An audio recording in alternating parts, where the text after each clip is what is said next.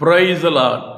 ஆண்டவரும் அருமை இரட்சகருமாகிய இயேசு கிறிஸ்துவின் நாமத்தில் நான் உங்களை வாழ்த்துகிறேன். மறுபடியுமாக கர்த்தருடைய பரிசுத்தமுள்ள சன்னிதானத்திலிருந்து கர்த்தருடைய பரிசுத்தமான வார்த்தைகள் மூலமாய் உங்களை சந்திப்பது மிகுந்த மகிழ்ச்சி. ஆண்டவருடைய பெரிதான கிருபையினால இந்த வாரம் நாம் தியானிக்க ஆரம்பித்திருக்கிற காரியம் வேதத்தை கை கொள்ளுகிறவர்களுக்கு, அதாவது வேதத்தை கை கொள்ளுகிறவர்களுக்கு அதன் மூலமாய் வருகிற பலன்கள் என்ன ஏனென்று சொன்னால், சங்கீதக்காரன் தாவீது சொல்றாரு, அவைகளால் உமது அடியேன் எச்சரிக்கப்படுகிறேன், அவைகளை கை கொள்ளுகிறவர்களுக்கு மிகுந்த பலன் உண்டு.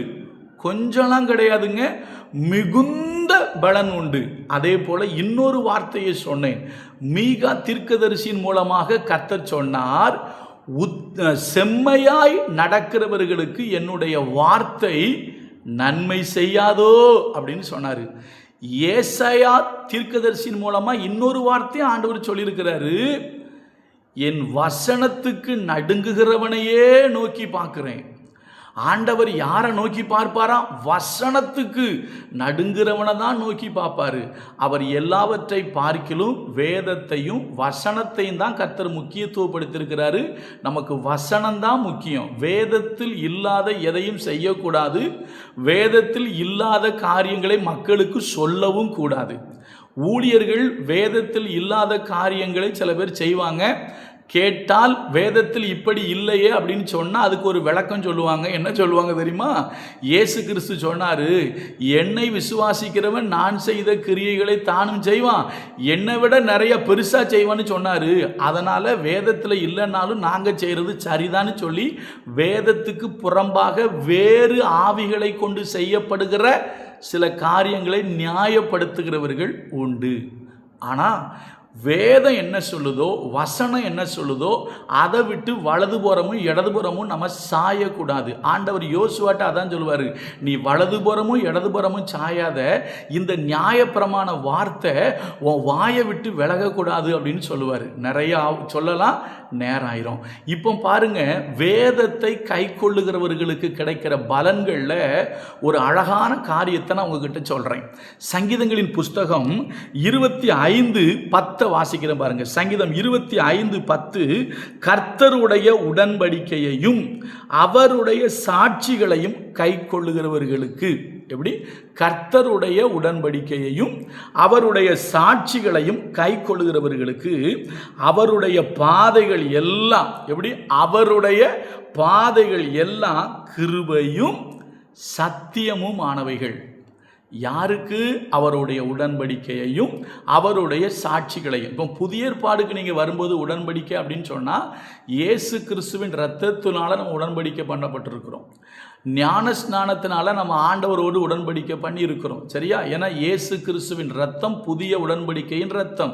நீங்களும் நானும் இயேசு கிறிஸ்துவின் ரத்தத்தினால மீட்கப்பட்டு கழுவப்பட்டு பரிசுத்தவான்கள் ஆகப்பட்டிருக்கிறோம். புதிய உடன்படிக்கைக்கு உட்பட்டவர்கள் நம்ம. அதே போல இயேசு கிறிஸ்துவை ஏற்றுக்கொண்டதுனால பிதா குமாரன் பரிசுத்தாவின் நாமத்தில் மூழ்கி ஞான ஸ்நானம் பெற்றிருக்கிறோம். அந்த ஞான ஸ்நானம் என்பது உடன்படிக்கை, சரியா?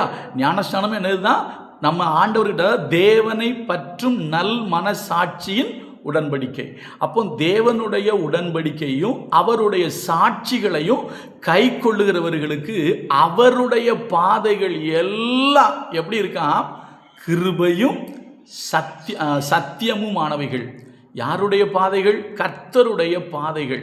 யோசிச்சு பாருங்களா, உங்கள் பாதைகள், உங்களை தேவன் நடத்துகிற அந்த பாதைகள் இருக்கு இல்லையா, அந்த பாதைகள் எப்படி இருக்குமா? கிருபையாக இருக்குமா. அந்த பாதைகள் சத்தியமாக இருக்குமா. சத்தியம்னா ஒரு பக்கம் வசனம், இன்னொரு பக்கம் உண்மை. நான் வசனம்னே சொல்கிறேனே, சத்தியம்.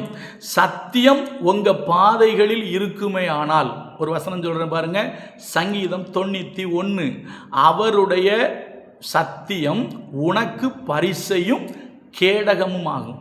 அப்போ பரிசையும் கேடகமும் நமக்கு எதுக்கு தேவை?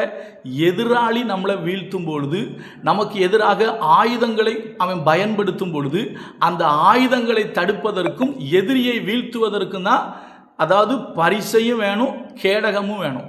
அப்போ கேடகம் என்பது எதிரியின் ஆயுதத்தை தடுத்து நிறுத்துவது.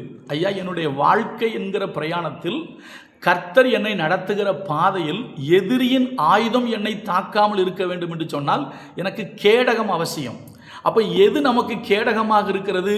அவருடைய சத்தியம்தான் பரிசையும் கேடகமாக இருக்குது. ஆனால் எங்கே அவருடைய சத்தியம் பரிசையும் கேடகமாக இருக்குது? வசனம் அழகாக சொல்லுது, அவருடைய உடன்படிக்கையையும் அவருடைய சாட்சிகளையும் கை கொள்ளுகிறவர்களுக்கு அவருடைய பாதைகள் எல்லாம் கிருபையும் சத்தியமும் ஆனவைகள். கிருபையை பற்றி நிறைய சொல்லலாம். ஒன்னே ஒன்று சொல்கிறேன், கிருபை தாங்க நம்மளை வாழ வைக்கும். கிருபை தாங்க நம்மளை வழி நடத்தும். கிருபை தாங்க நம்ம ஒருவேளை சில நேரத்தில் அறியாமல் செய்த தவறுகளை மன்னித்து நம்மளை பரிசுத்தப்படுத்தி நம்மளை மீண்டும் கர்த்தருடைய வழியில் ஓட வைப்பது, நடக்க வைப்பது என்ன தெரியுமா? அவருடைய கிருபை. அப்போ வசனம் சொல்லுது, நீங்கள் வேதத்தை கை கொண்டு, உடன்படிக்கையை கை கொண்டு, சாட்சியை கை கொண்டு, வசனத்தை கை கொண்டு வாழ்ந்தீங்கன்னா உங்கள் வாழ்க்கையில் கர்த்தருடைய பாதை எப்படி தெரியுமா இருக்குதா? கிருபையும் சத்தியமாக இருக்குது. நான் இன்னொன்று சொல்கிறேன், அவருடைய பாதையை பற்றி பைபிளில் நிறைய போட்டிருக்கு. நீங்கள் பாருங்கள், நமக்கு ஒரு வசனம் தெரியும் இல்லையா? ரொம்ப அழகாக இருக்குது. தாவீது சொல்லுவார், அவர் தம்முடைய நாமத்தின் நிமித்தம் என்னை நீதியின் பாதைகளில் நடத்துகிறார்.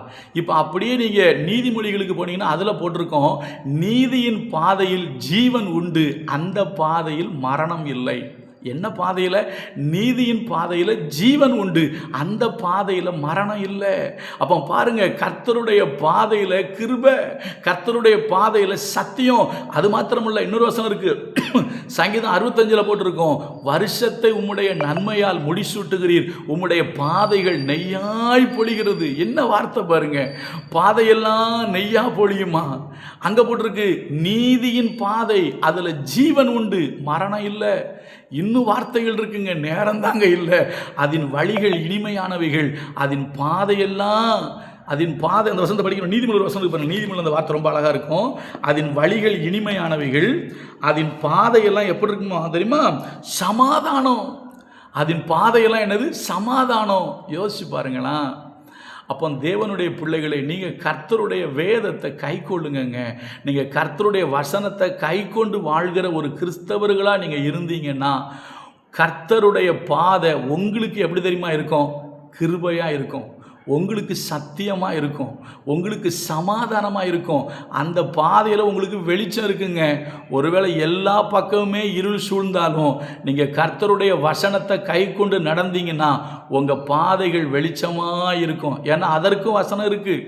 நேரம்தான் இல்லை. குருடரை அவர்கள் அறியாத வழியில் நடத்தி அவர்களை தெரியாத பாதையில் நடத்தி கொண்டு போவேன், அவர்களுக்கு முன்பாக இருளை வெளிச்சமாக்குவேன், கோணலானதை செவ்வையாக்கி அவங்கள கைவிடாது இருப்பேன். ஏசியாவில் இருக்கு, படித்து பாருங்க. உங்கள் பாதைகள் நல்லா இருக்கணுமா? உங்கள் பாதைகளில் ஆசீர்வாதம் வரணுமா? உங்கள் பாதையில் தெய்வீக பாதுகாப்பு இருக்கணுமா? கர்த்தருடைய வேத வசனத்தை கை கொள்ளுங்க. கர்த்தர் நல்லவர், அவர் கிருபை நம்மேல் என்றும் உள்ளது. God bless you.